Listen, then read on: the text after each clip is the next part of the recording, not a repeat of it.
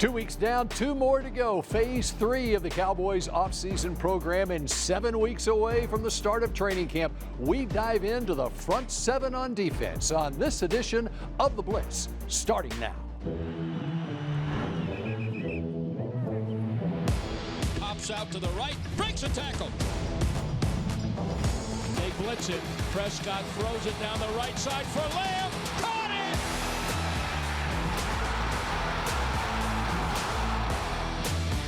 To throw, rush, sacked by Parsons. Belt-tie snap. Prescott with plenty of time. Lobs it end zone. Jake Ferguson.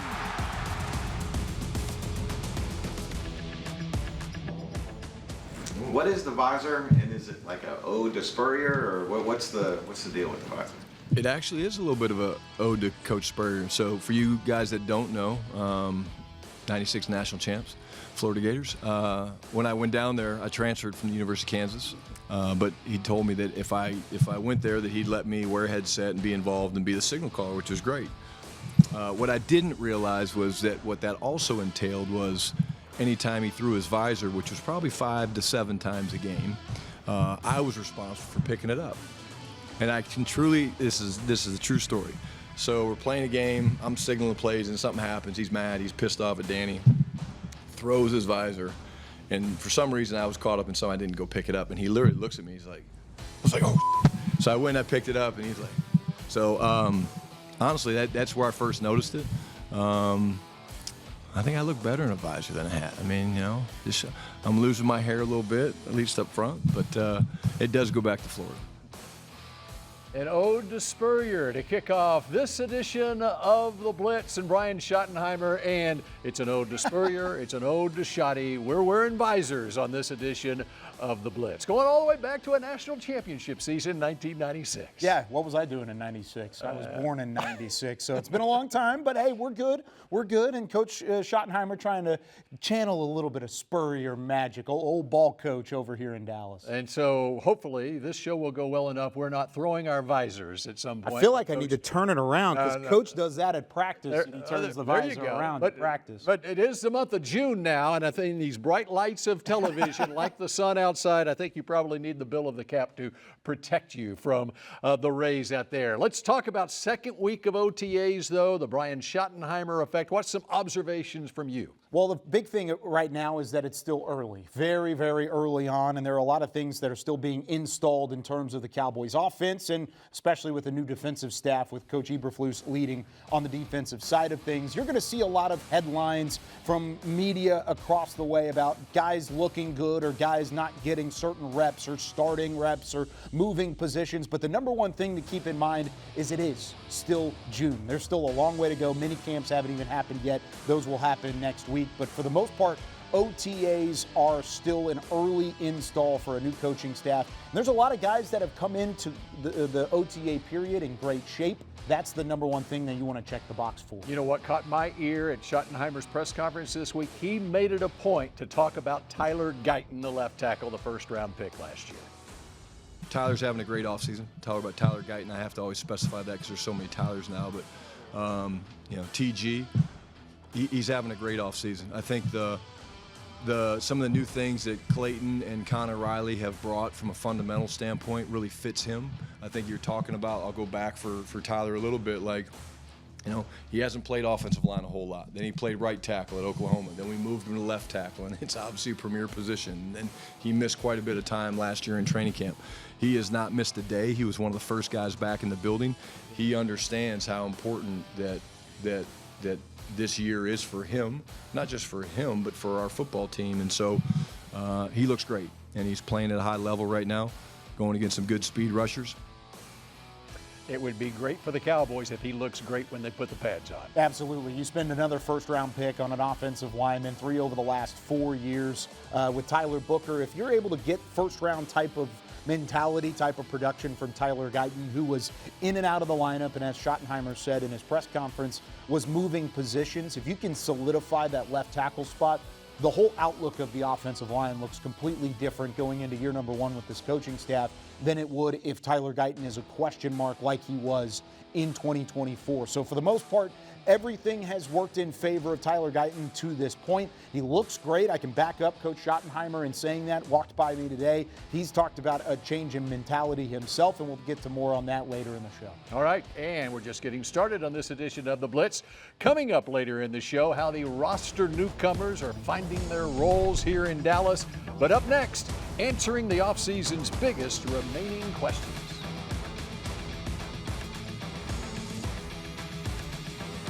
The Dallas Cowboys Blitz, presented by Blockchain.com, is brought to you by AT&T, an official sponsor of the Dallas Cowboys, and by Blockchain.com.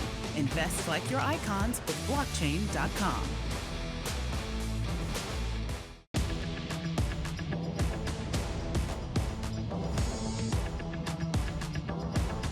This segment is brought to you by AT&T, official sponsor of the Dallas Cowboys. Yeah, absolutely. I think that I figured out a lot about, what I need to do to take care of my body to be able to play at a high level. And, also just following, the guys that have came before me and understanding that their routine is very important. I feel like I learned a lot.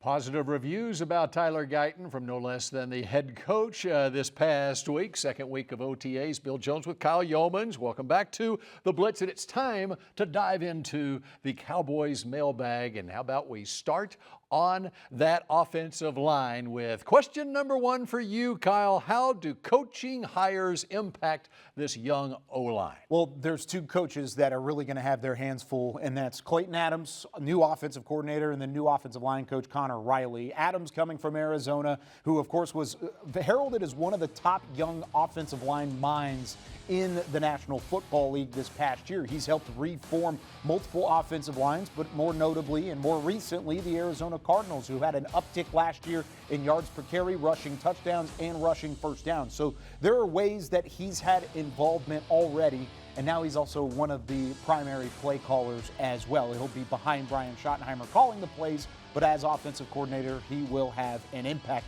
As for Connor Riley, he was one of the biggest names out of the coaching ranks at the collegiate level with Kansas State last year. He has a connection with Cooper Beebe already. He played against and had trained in different times with Tyler Guyton when he was at Oklahoma when they were in the Big 12. So there's a lot of connection there with Connor Riley to keep in mind. I think it's the biggest thing, and you heard a little bit of it there from Tyler Guyton. It's a different mindset up front. You don't have the veterans like Zach Martin and like Tyron Smith that you can rely and hold back on. You got a young offensive line. You got to play with it. All right, thanks to Koufax for that question. Thomas Y asked question number two from the Cowboys mailbag. Who will be healthy week one? Look into your crystal ball, Kyle. Ooh, that's a tough one because there's a lot of guys coming off of injury. I think the biggest names are guys like Kalen Carson, who's been rehabbing but working back with the team group. You've got Marquise Bell, who suffered that separated shoulder late in the year and certainly was out for the back half of the season. You're not going to see names like Trayvon Diggs and DeMarvion Overshown and stuff like that. We'll have a positive update on Overshown in a minute.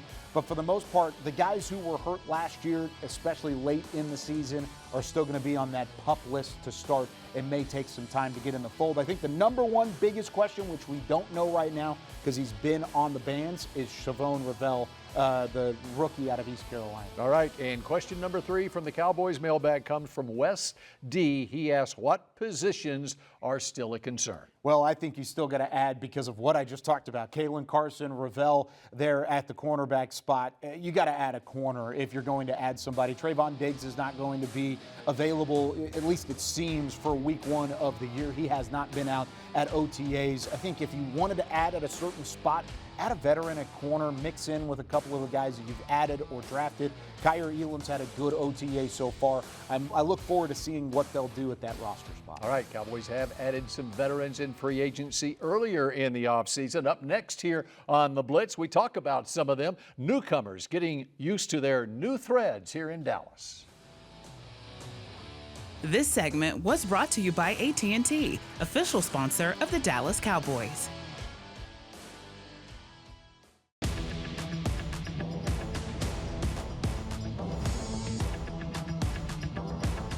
This segment is brought to you by Reliant, the official energy provider of the Dallas Cowboys.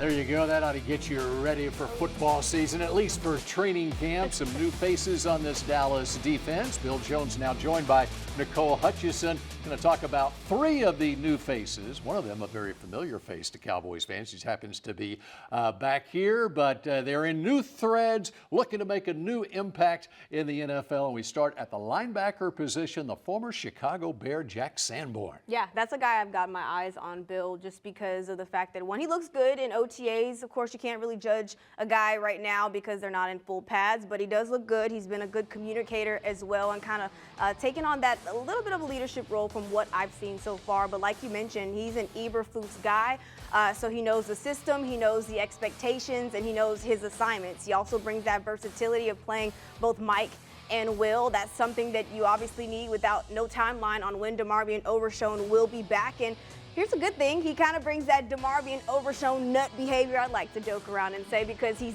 literally everywhere all over the field. He also is able to diagnose plays very well. That's something that Eberflus looks out of his linebackers. But I'm excited for him. He's a guy that brings that blue-collar mentality, that no-nonsense mentality as well. I'm excited about a guy like Jack. He was an undrafted guy out of Wisconsin, but made 19 starts the last 3 years under Eberflus at Chicago, and of course with Kenneth Murray at the linebacker position, another new face. Let's go to the front 7 now, though, and here is the familiar face, and it is Dante Fowler, back after a double-digit sack season in Washington. Yeah, Dante's another guy that I'm looking forward to. I mean, obviously didn't get a lot of opportunities in Dallas in 2022 and 2023. Played 7 snaps in 7% of the snaps in 22, 24% in 2023, but that obviously that high number went up to 47% in Washington. And you see what he was able to do in Washington, had his second best career in terms of sacks and percentage, but he also had 2 forced fumbles, an interception, return for a touchdown, so he's very disruptive. This is someone who I talked to actually one-on-one in locker room this week, and he said that something that's helped him is that he's matured in the way that he thinks on the field. He's not trying to over-pursue in terms of his pass rushing, things like that. So this is someone who obviously loves to play in this type of system. He thrives in this type of system of where they can just go out there and play football, something that Solomon Thomas even mentioned, and I know we're going to talk about him next. Yeah, and I by the way, I like Dante Fowler wearing the number 3 because once upon a time he was the number 3 pick in the entire draft. Now, Solomon Thomas. Here's a guy that I've been watching ever since he played at Coppell High School. I love the fact that he's going from being a Coppell Cowboy about a decade ago to being a Dallas Cowboy now. Yeah, and let's just talk about the way that he is built. He's literally built like the Hulk. Okay, I passed by him and I was like, wow, like, my goodness, you're actually huge. But no, he has some athletic ability. He's very speedy as well. Got a chance to talk to guys in the locker room like Dante, Marshawn Nealon, and Mozzie Smith, and I said, you know, what's it like playing alongside a guy like Solomon?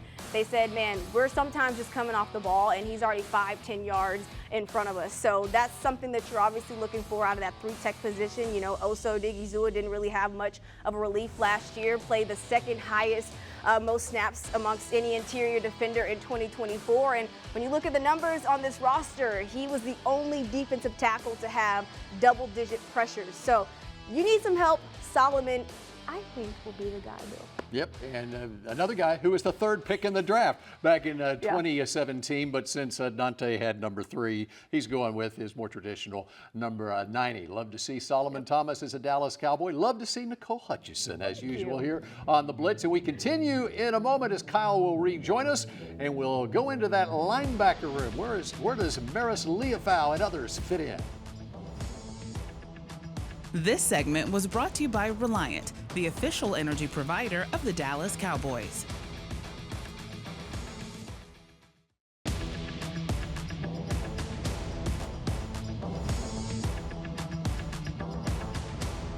This week in Cowboys history, former safety Bill Bates is celebrating his 64th birthday.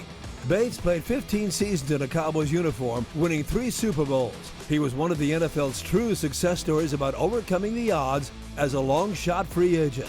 Because of Bates, the NFL added a spot in the Pro Bowl for a special teams player. He became the first NFC player to be so honored.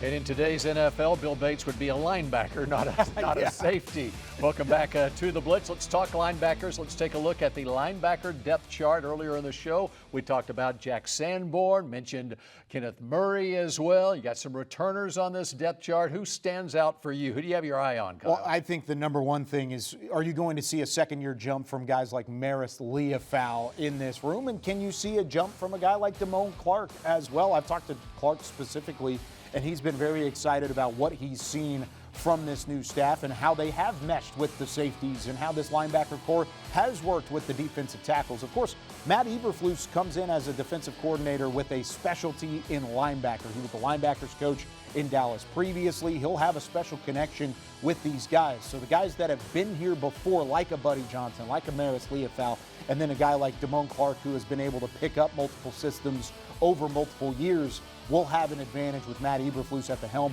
I think all these guys are excited to put the pads on in an Oxnard and actually go and hit somebody. But right now, the number one thing is learning the system and learning to be in the right place at the right time, and these guys have a leg up in doing so. And you saw the asterisks by the name of DeMarvion Overshown, who had that devastating knee injury last season, and we got an update from DeMarvion this week. It's going real good. I think it really couldn't be any better. Like, if it was better, I'd probably be out there playing right now. So where I'm at and my rehab and my process, it's like, you know, where I'm supposed to be plus some. So I know it's a process. It's something we're not rushing just because I look good. There's no need to rush the process. You know, I'm going to come back when I'm 100%, when I'm ready, when I know I can touch the field and, you know, not have to look down and worry about my knee. Great to see that positive energy as usual from Overshown, and positive about his rehab is a great thing to see too. Yeah, he said if there was anything about this injury that was on schedule, it was everything, if not ahead of schedule. Now, you got to keep in mind, and Britt Brown is one of the best in the NFL in terms of getting these guys back in time and making sure that they are hitting their marks from rehab. He tore all 3 ligaments in his knee, ACL, PCL, MCL. That's a long-term rehab assignment. So even if he is ahead of schedule, it's not like he's going to be week 1 ready. He'll probably start the year, if not a certainty, he'll start the year on the PUP list, the physically unable to perform list. He'll have to work his way back into good favor with that knee. And he even said it in this interview. He feels like he could be active midway through the year, if not later in the year. And he even put it on Instagram that he would be active for the Thanksgiving matchup in Week 13 against the Kansas City Chiefs. DeMarvion Overshown, always been an optimist, always been somebody that has hit his marks from a rehab, but the second time that he's had a major knee injury like this, he's going to have to continue to hit those marks and make sure and get that knee back into 100% without rushing things. So it's going to be some time for Demo. And doesn't he look good in that new uniform Yes, he number? does. All right, we wrap up the Blitz in just a moment. Take a tour of Texas with the Dallas Cowboys cheerleaders. Closed captioning is brought to you by the Texas Lottery. Dallas Cowboys scratch tickets from the Texas Lottery are here. Play today. To watch more Dallas Cowboys content on your connected TV, download the Cowboys Now app on Amazon Fire, Roku, and Apple TV.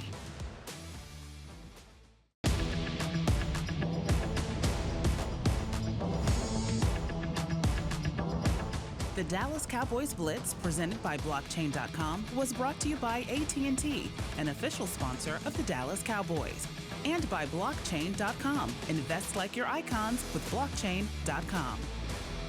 This past week, the Dallas Cowboys cheerleaders lit up stages across Texas, visiting Dallas, San Antonio, Austin, Midland, and El Paso with their high-energy, family-friendly live show, Dallas Cowboys Cheerleaders on Tour. Fans were treated to dazzling dance performances, including the iconic Thunderstruck routine, and got an exclusive behind-the-scenes look during a live Q&A with DCC Senior Director Kelly Finglass and head choreographer Judy Trammell. For the first time ever, audiences witnessed live on-stage solo auditions where they helped decide which hopefuls advance to the final round at the Star in Frisco. Nicole Hutchison wrapping up the tour of Texas for the Dallas Cowboys cheerleaders. Hats off to them, visors off to them, and we leave you with OTAs week number 2 from here at the Star in Frisco.